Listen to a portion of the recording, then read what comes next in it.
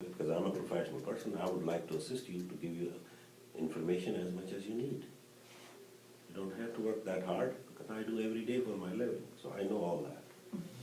Sit down. Right? Would you like to have a cup of coffee or tea? Put them off guard. Yeah, and just I offer coffee or tea or popcorn or something, which we have there. Oh, yeah, and then now they are just unwinding themselves. And do you think after 45 minutes I'm just wasting my time? No. I got it on hook. I'm getting fish. Slowly, I'm rolling. That's sales. Technically anything. That's called the process. So we are not crooks or we are not cheating. We are doing the way we are supposed to because they are here.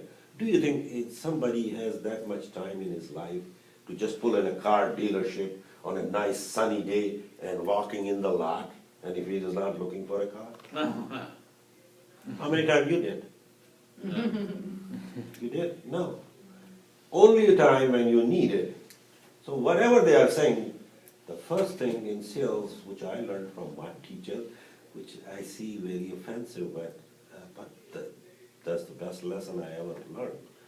He told me, Faz, in 1996, he said, first sentence you have to remember for the rest of your life, if you want to be a car guy, buyers are liars. Never trust. Whatever they say, don't listen.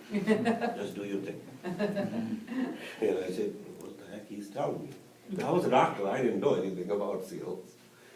But then I trusted and I started working on that and it did work. Buyers are liars. They are always good. Oh, we were in another dealership. It's tough coming from being a doctor. You want to believe what people tell you when you're a doctor Yeah. about what they're. That's what I'm saying. It's totally two different You don't systems. expect somebody's coming in that's complaining about a specific situation and they're making it up. Yeah. You know. So my point is, for me, it was a challenge, believe me. But I learned that. And that's how I learned that buyers are liars. Because they always tell, oh, we were in another dealership, he gave me $700 a month, and you are at $850. Do you think if he gave $700 and you're here, if you know that was a great deal and this is not, why you're here? I know they're liars. I said, okay.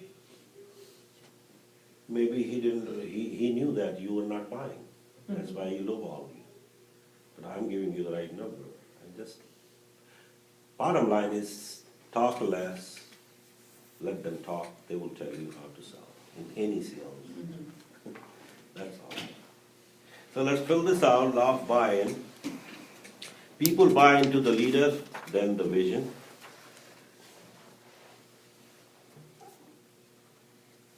You cannot cast a vision and expect buy-in until they have bought you. Do I give people a reason to follow me?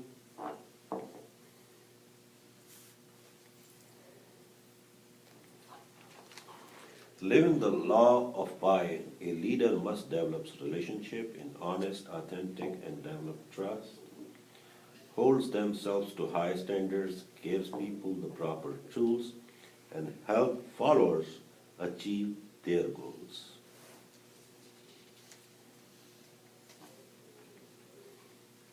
And develops their leadership. Does my vision resonate with the people? The order of buy-in first, who, then why. So what was the first one? Who, Who and why? then why. If the why is big enough, the how will come to us.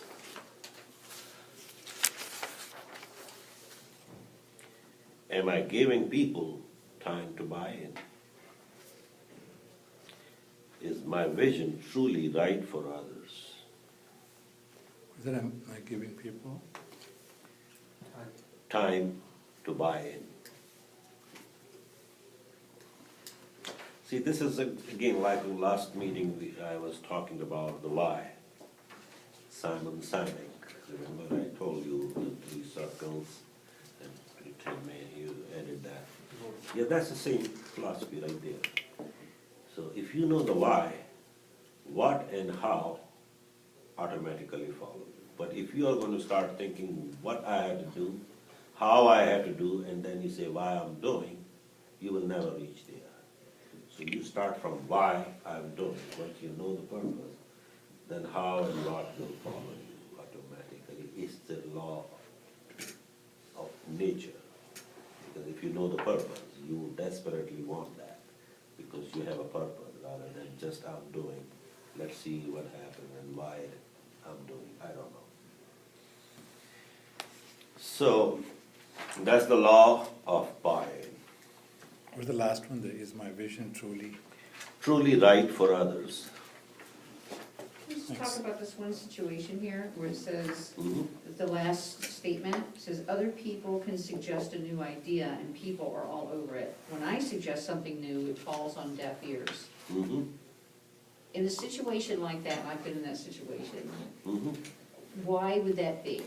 Why would someone Yeah, recommend or suggest something and no one go along with it? because, yeah, good. Is it a bad, could it just be a bad idea? No. No, like it says that other people can suggest a new idea and people are all over Right, it. yeah. But when I suggest something new, it falls on the deaf ears because they didn't buy into me yet. They didn't trust me yet. Okay. So they can trust especially like, I'm just saying, with no offense to all the married people, including myself. You tell something to your wife or husband, Yeah. they won't trust you because you're just a spouse. But their friend, somebody Yeah, right, else, right. they will follow, correct? It happens all the time. Why? Because it's just normal pattern. I think it's also with the personality, what personality you have and what impression you have on the people sitting in the room. Yes. I'm not a very assertive person.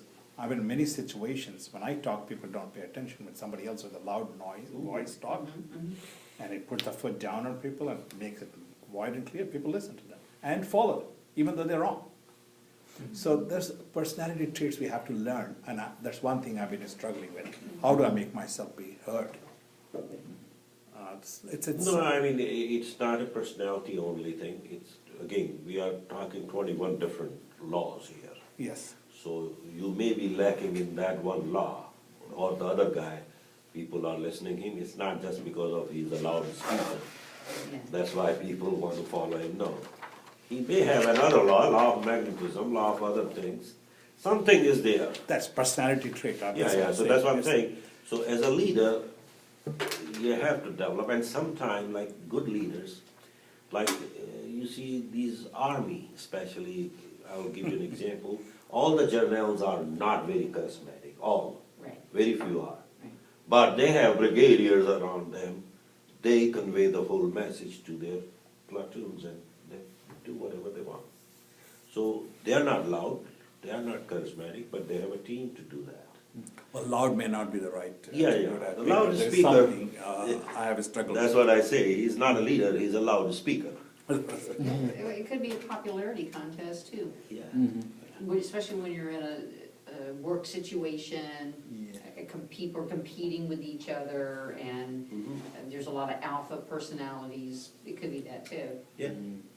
Isn't popularity magnetism?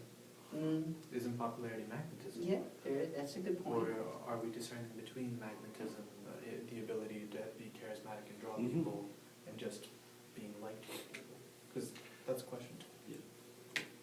Good So point. let's move on to the law number 15, the law of victory. Yeah, this was a powerful chapter. And learning the law of victory, leaders find a way for the team to win.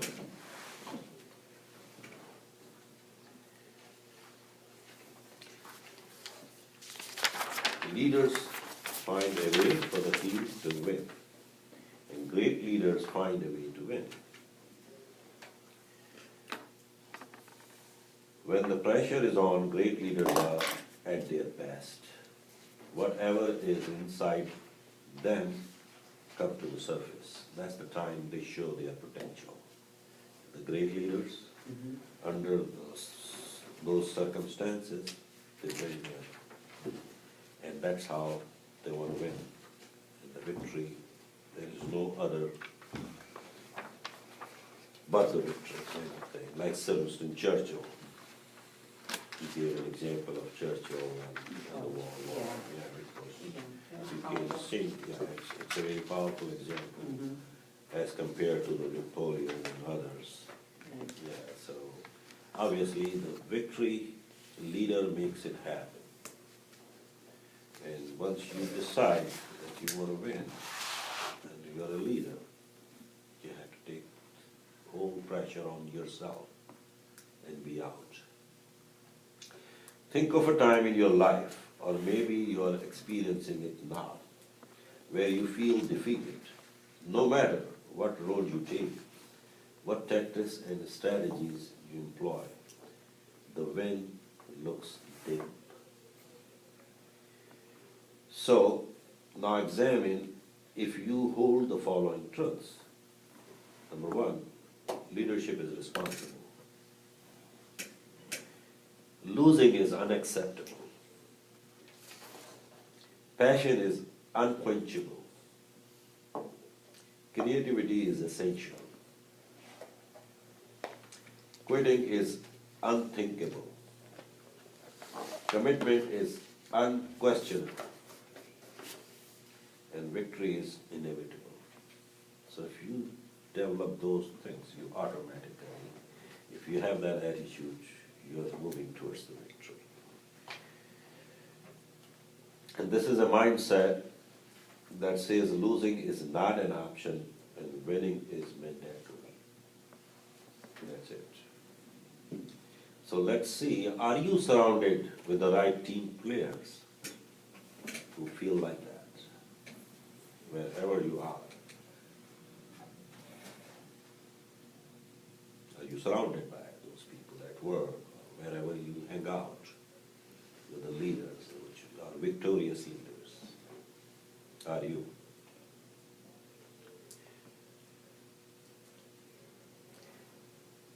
There are times that I'm in a situation where there's goals to hit and there's a prize at the end and they rally the troops and we all get on board and try to work towards the goal and hopefully hit it and work together as a team.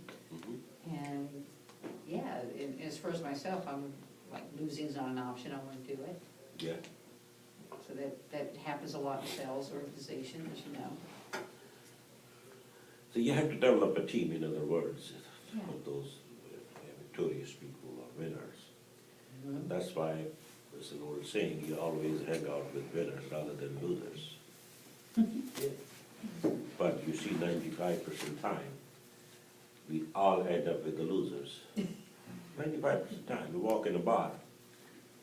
Most of the time, you will see all the losers are there. Then if you win, because they have nothing else to do, they're sitting and complaining that Donald Trump is no good. What the heck you had to do with Donald Trump? You're sitting here having drinks. I mean, those kind of people. And then they are going to talk about economy, they are going to talk about everything, but they don't want to go out of the bars or do something for themselves. Right. These are losers. There's an expression for that. It's, you'll never soar with eagles if you flock with turkeys. Yeah, exactly. Yeah. So that's how it happens, and we all end up somehow, somewhere, because of the whole society is full of, it's only 5% people are the winners. And that's the problem. You I was see, thinking, where do you find them? that's- I was thinking, where do you find, I mean, no, you can. I'm telling you. I know, you're right, I'm just. The problem is, it's a contagious thing. Yes, It's a contagious. If you are a really winner, people will be attracted to you.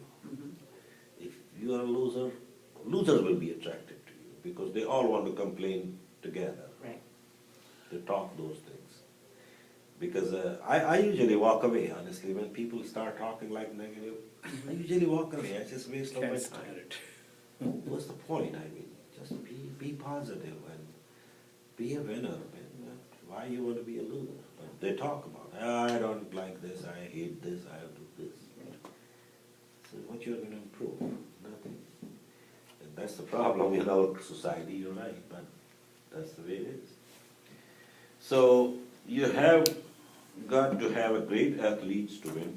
I don't care who the coach is. You can't win without good athletes.